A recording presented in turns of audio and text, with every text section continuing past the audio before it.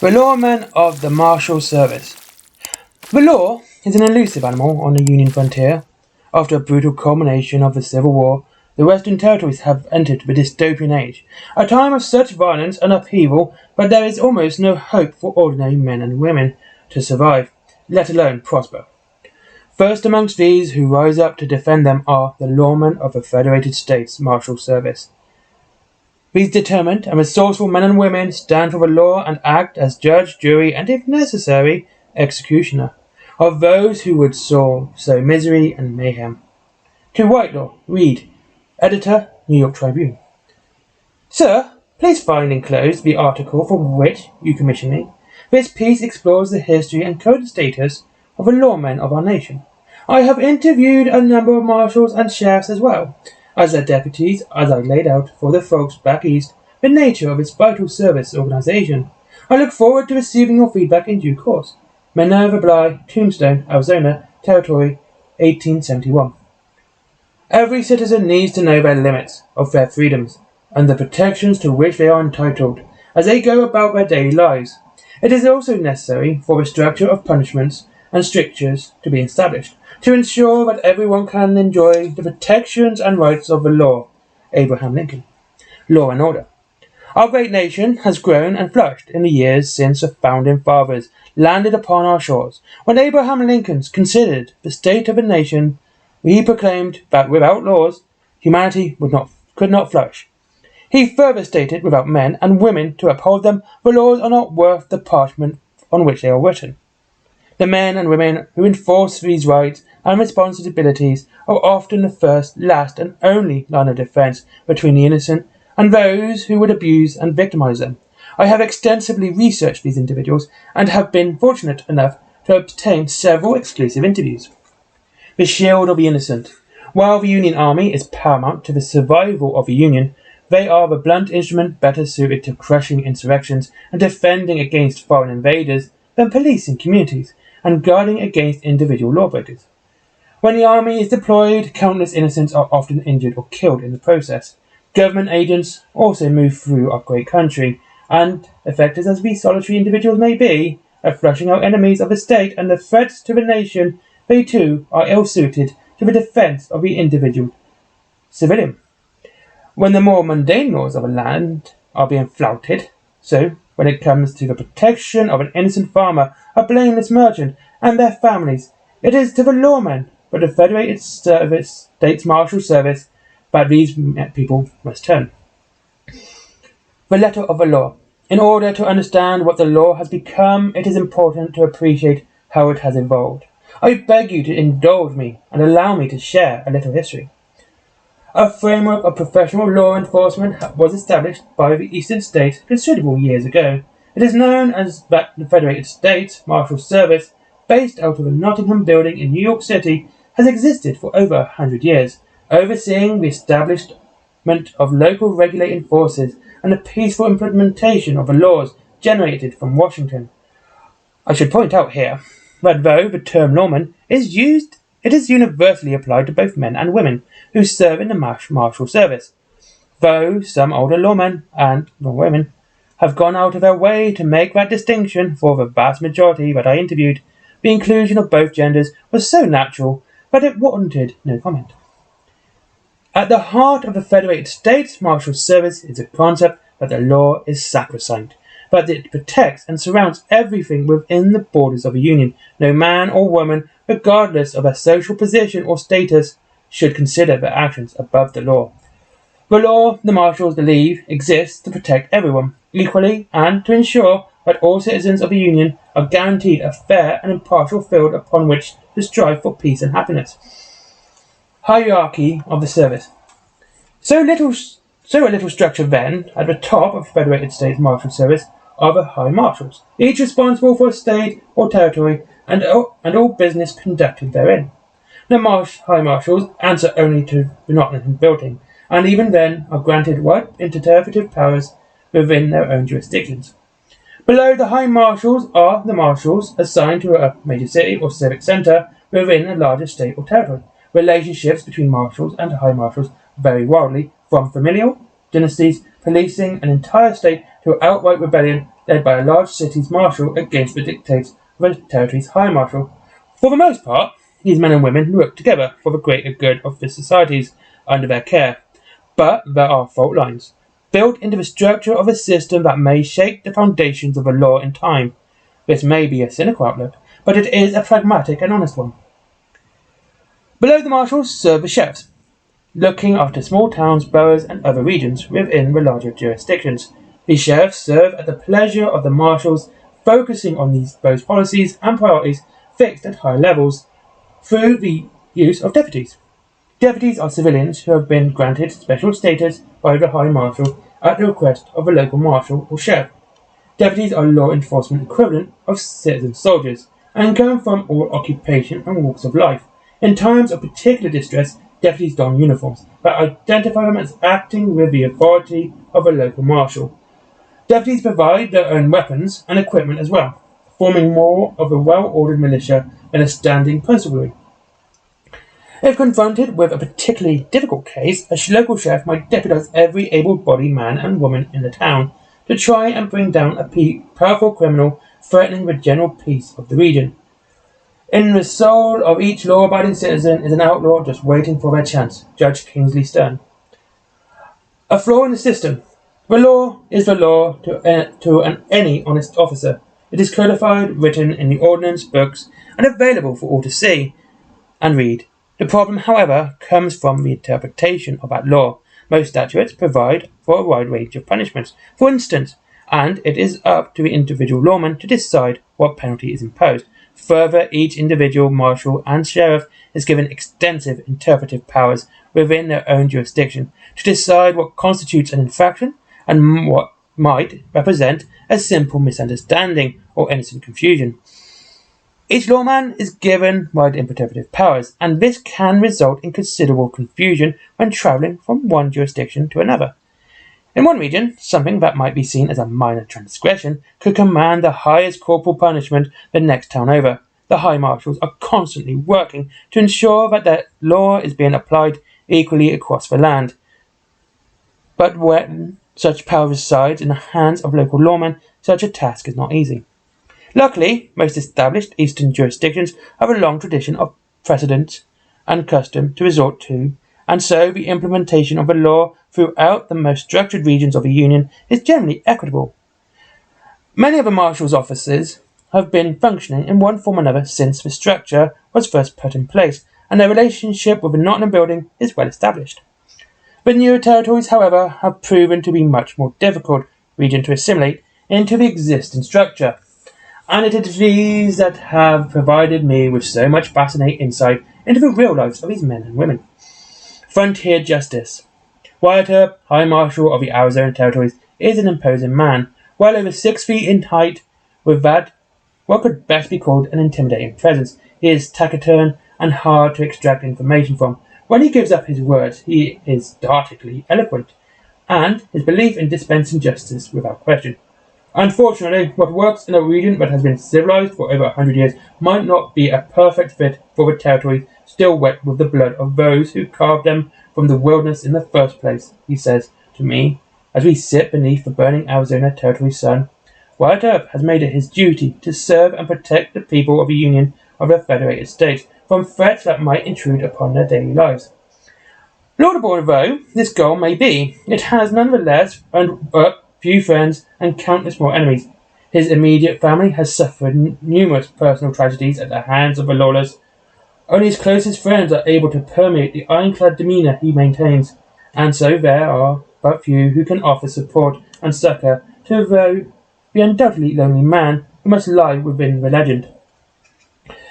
The enemies of peace and harmony on the frontier are everywhere, and Earp claims he will stop at nothing to force the Union settlers out of the territories and back to the safe havens of the eastern states. But the Union claims those territories and demands that their laws be followed there just as anywhere else in their domain. And so the Nottingham builder has sent high marshals to impose law over the lawless and to protect the innocent civilians from those who would victimize them. My fellow lawmen and women who have headed into the untamed frontier are a special breed. We must be fiercely independent, resourceful, and dedicated to the law. He emphasizes each point with a slap of his hand on the table.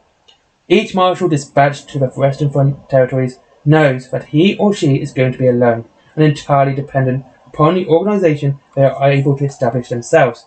Their marshals, sheriffs, and deputies are each responsible for an island of order and safety amidst the chaos, with assistance with often days or even weeks away. Under such circumstances, the price of leniency with lawbreakers is often steep and bloody. Each lawman is forced to deal with this unhappy situation in their own way. Some maintain law and order through the force of their own personalities, granting wider powers to the sheriffs and deputies beneath them. In so doing, they create a regional character. They might keep those tempted to veer from the righteous path on the straight and narrow. Others understand that terror is a superlative motivator. And so to impose rigid, brutal regime where slightest infraction is punished swiftly with the full weight of the law. The only thing is certain, in the Wild West, the law is a harsh, fickle mistress, and often bows to the strongest suitor. In the face of such challenges, many a lesser man would have given up a long time ago. But according to Earp's close friend, Henry John Doc Holliday, Mother Earp raised no stinking varlet. So, while Earp continues to heft his shield and shotgun, strides out to the clink of spurs, ready to dispense justice. He is rightly feared by those he faces in the city of Tombstone or further afield, because he brings hell with him.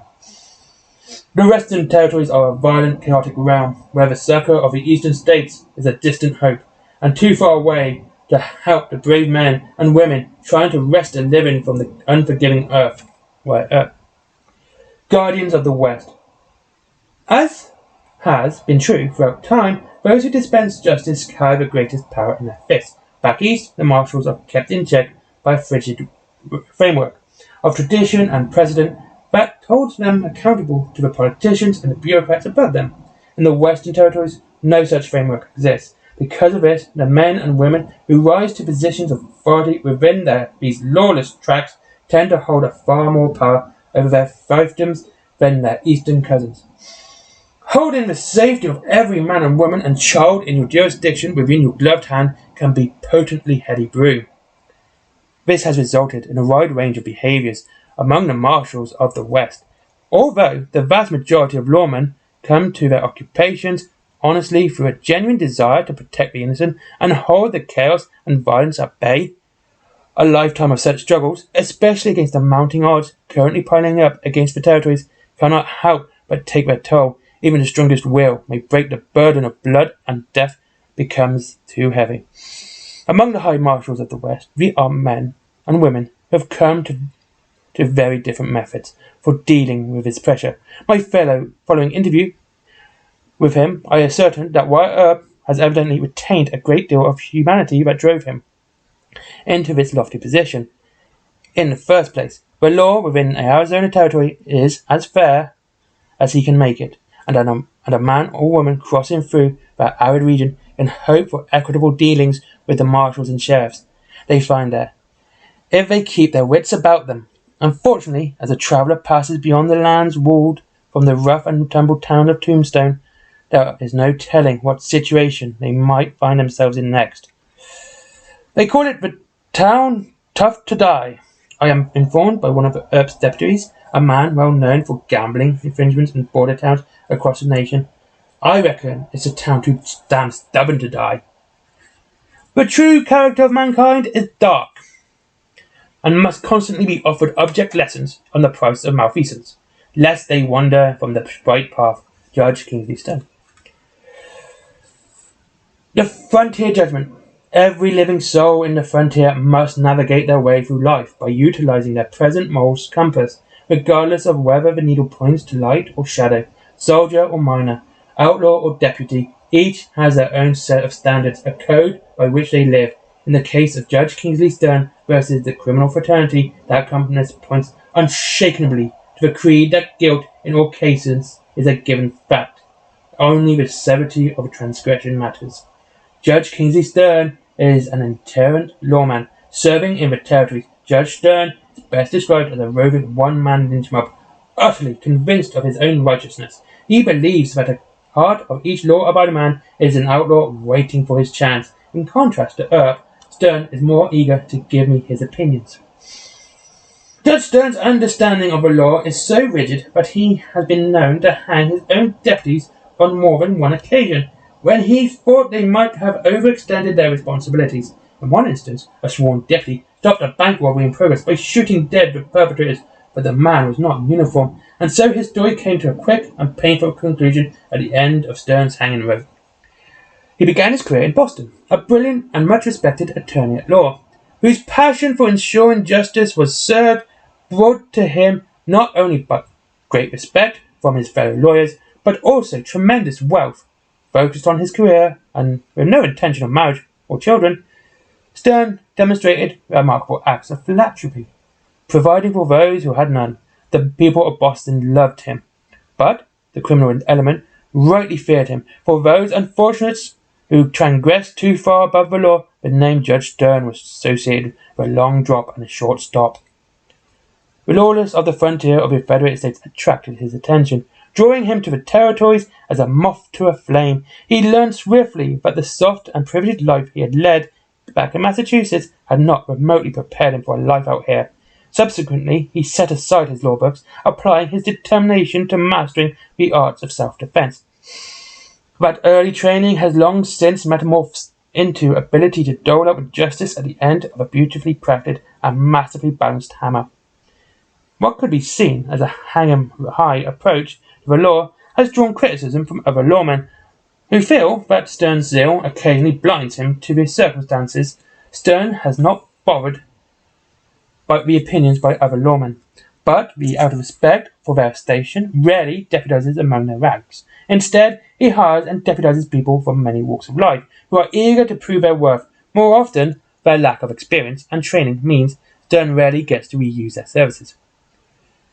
Only one thing is certain in the territories, law or no law, a man or woman attending to live out their days so far from civilization takes their life and livelihood into their own hands. No easy peace. The end of the Old War saw a massive influx of settlers flood throughout the western territories. They came from a defeated Confederacy, fleeing the brutal destruction of cities and towns. They came from all over the Union, looking to take advantage of the vast lands of opportunity beginning to open up before them. Each of them came with all of their preconceived notions of their past lives, firmly grasped in their whitened fists. With this exodus, a new flesh came. Those who would prey upon them, confidence men, hucksters, and snake oil salesmen, flourished, willing to take the last penny from a desperate farmer new to the harsh conditions and isolated lands. Desperados sweeping up from the south or wandering in from the broken Confederate armies felt no qualms at earning a living off the backs of the hard-working farmers and ranchers trying to make their new lives for themselves in the territories. But, in addition to these dangers, classic archetypes of violence and greed have existed. For thousands of years, new, more insidious dangers arose to threaten the men and women who would make the territories their homes. There are dark things lurking in canyons, areas, deep caves, and pine forests of its unforgiving and inhospitable terrain. Twisted monsters from the darkest tales of the old world stalk the night for prey. A lawman freshly arrived from the east might look askance at these stories, unwilling to give the slightest credence to the numb babbling of an exhausted madman.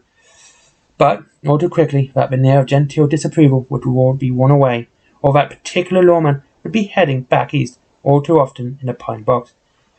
My mom always said she heard that bass was so tough she could spit on a brick and burst it in two. Willibell Schultz.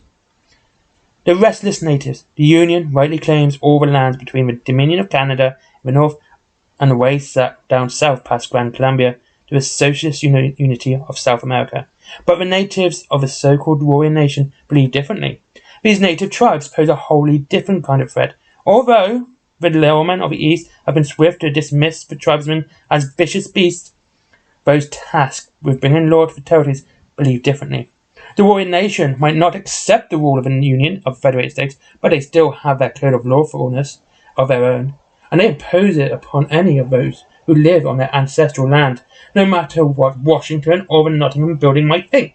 All too often a naive settler might transgress against this native law, and feel but sudden and irrevocable punishment crush him into the dirt. It is an uneasy task of a lawman to untangle the intersection of the law of the Union and the tribal law, and navigate a path forward that might not result in open warfare. Fortunately for us all, there is a man up to this difficult task, upholding the law in the region known as Indian Territory. No lawman has earned the respect of the warrior nation to a degree afforded Marshal Bass Reeves. His reputation for both fairness and determination, coupled with his skills at the fast draw, has settled many of the disputes he has dealt during his long career in that troubled region. Grimly determined and fiercely loyal, Reeves commands the respect of those who follow him with the over 3,000 outlaw arrests to his name. Reeves is valued by the lawmen for his ability to deploy a cool head and rein in the sort of impetuousness that Marshal Earp is known for. Consequently, for newly appointed sheriffs, it is Reeves whose activities in the East are cited as the shining light to which all lawmen should aspire. Indian Territory encompasses not only the ground sacred to the warrior nation, but also land around the enlightened Promethean Club complex. In addition, there are numerous outlaw camps and hunting grounds, all for a creature known as Wyatt, bringing justice and security to the towns in such a place proved an impossible task, even for Marshal Reeves. However, after he saved the son of Chief Ravenspirit, the so-called Apache Kid, Reeves was set on his current path. Still under-resourced and overstretched, Reeves now fights valiantly to stem the flow of attacks on civilians, with the Apache Kid at his side under oath of a life debt and Chief Ravenspirit lending him braves to help protect the townfolk under his care. Bass Reeves has become, and something more than that which he was, he has become legendary. Other dangers. In addition to these dangers and so-called difficulties, is the power of so-called genius scientists who have swept across the Western Territories since the ending of the All War. Most of the Covenant of Enlightened factory fortresses established after the war are scattered throughout the West. These semi-autonomous enclaves tend to police themselves, not allowing lawmen of any stripe near enough to impose the law. As their influence grows, they often spread that dubious protection over surrounding towns and settlements, creating tension with the local marshals. The Union Army, having received their orders from the more centrally controlled High Command in Washington, tend to leave the enlightened burgeoning forward cities alone, except in the instance of truly egregious offences, or if their name is Odysseus Grant. The lawmen, however, often feel diminution of their own authority more keenly and refuse to be called off so easily. The marshals and sheriffs work within the letter of the law, but to the settlers caught in the middle, this distinction carries little weight. The tension between the lawmen and the Union Army is perhaps the most frustrating aspect of enforcing peace and justice in these territories. The army is often called upon these uprisings, large-scale savage incursions, or massive outbreaks of lawlessness. And when the army is unleashed upon the territories, they care very little for any civilians who make the mistake of standing inadvertently in their path. To the military mind, the destruction of an entire frontier shantytown might be considered a small price to pay if a threat to the Union can be contained when an overzealous commander is dispatched into the territories. Most lawmen feel it their duty to protect the population, even from their own defenders. The fringe of the frontier. As dangerous and dark as the territories are, these are lands, even stranger, that lie beyond. The threats that menace the settlers of this region may be manifold, but in the grand scheme of things, the most of these can be handily dealt with by the stalwart folk that have dedicated themselves to the law in the West. When times grow desperate and the enemies of peace and order become too much, even for the high marshals to handle, for lawmen know they must be able to call for the aid, and the dream of a civilized West will be lost. Short of calling upon the Union Army to come and crush the delicate balance of power and freedom beneath their hobnailed feet, there are two organizations within the wider law enforcement community that can be summoned to help the local lawmen when things get out of hand. The Rangers are a force of roving lawmen who can trace their roots back through Texas, and their fierce battles waged there against all manner of foe. Semi-autonomous units of sheriffs that operate in the grey space between jurisdictions. The Rangers go where they will, and are not afraid to follow the scent of any wrongdoing, no matter where it might lead. Although a band of Rangers riding into a marshal's town might cause some friction, most Rangers are savvy enough to finesse local politics in their favour, and seldom will such tensions be allowed to rise to a level that interferes with the work of either group. At last, thinking a heap about it, I came to the conclusion that I always did that the boldest plan is the best and safest. Wild Bill Hickok. A legendary ranger. Some men earn their legends, others contribute to the legends of others. Some men, like Marshall known as Wild Bill Hickok, simply make their own legends up and recount them for anybody who will spare time to listen. Hickok is also a charmer, a storyteller extraordinaire, and a man well versed with the renowned showman P.T. Barnum would call the noble art of the humbug. He knows well the magic of a good yarn can bring to others, having spent some considerable time with a travelling show in his younger years. His marksmanship skills were as sharp then as they are now, and many a contented visitor would leave the show that night swearing they had truly seen the greatest gunman on earth. For all his dramatic tendencies and his overblown, often hugely exaggerated tales, Hickok is a canny, shrewd soul, like so many of his ilk. He fell into the role of lawman without intending to. When he first came out west, he did so with the intention of setting up a travelling show of his own, perhaps bringing entertainment to what he perceived as the poverty-stricken settlers of the frontier. Instead of struggling little shanty towns, he found flourishing settlements, rich with prospects, loaded with opportunity, and marred by those who operated outside the law. Along his friend and fellow former showman, Bill Cody, he excelled in the field of scouting and reconnaissance. As a young ranger, he discovered a love for this unexpected new career, and when Cody headed back east, Hickok remained. Eager to keep his skills as one of the newly named rangers sharp and focused, he grew strong and powerful, mastering the use of the rifle and well as his pistols. As the years passed, Hickok took others under his wing, training them in the arts of wilderness living and tracking. One young woman in particular, Grace Myrtle, has grown to be every bit his equal in skill and is in possession of a personality as big as his own. They have become confidants and even good friends, and he values her opinion more than he'd openly admitted. The stories of his own greatness that he told in his youth have long been forgotten, replaced with stories that are every bit as true as he tells them. Mostly, anyway. Hickok is still fond of exaggerating, and as long as he has a glass of whiskey, a comfortable seat, and a willing audience, he will still wheel out the showman of old and entertain a crowd with the wild tales of Wild Bill. Despite the somewhat menacing air of many rangers, what Ranger Myrtle suggested I do when asked if she was prepared to be interviewed cannot be reprinted, for example. Men and women like Myrtle and Hickok are veterans, spending their lives on the bleeding edge between civilization and chaos. If a marshal needs help but is loath to turn to the Union Army, the Rangers are always willing to answer the call. If there is any way I can get this stuff off my finger without betraying my calm exterior, Investigator Helena Miller. Infernal Investigation. When the darkness truly falls and the stuff of nightmare crawls out of beneath the clearing skies, only one group can shine a light on the taint and corruption to enforce the law. The Bureau of Infernal Investigative Affairs, an elite band of lawmen working directly out of Washington, who specialize in investigating the very worst crimes and infractions. Although many of the greater mysteries of the earth defy description or analysis, it is the men and women of Infernal Affairs who strive to keep the frontier safe from the depredations of those malign menaces that stalk the long nights.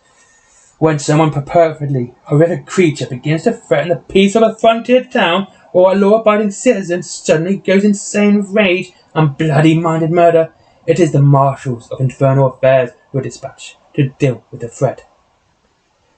It is the Infernal Affairs who watch the watchmen. Should a marshal, sheriff, or deputy overstep their remit or put themselves above and beyond the law, it is the Infernal Affairs who are mandated to be the judge, jury, and, if necessary, executioner of their fellow lawmen.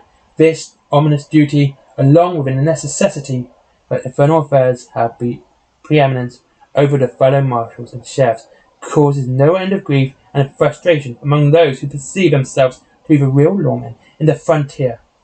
But when desperation is the watchword of a day, most high marshals will concede and accept help from any quarter. I believe it is your round, Doc Holliday. The Western Territories are haunted by all manners of dangers, but are filled with opportunities as well. As long as settlers move westward, seeking a new and better life, There will all be those who follow close behind, to all wait up ahead in cowardly ambush to take advantage of our innocence and naivety. But there is the law, even in the West, and so long as single marshal, sheriff, and deputy draws breath, that law will be defended.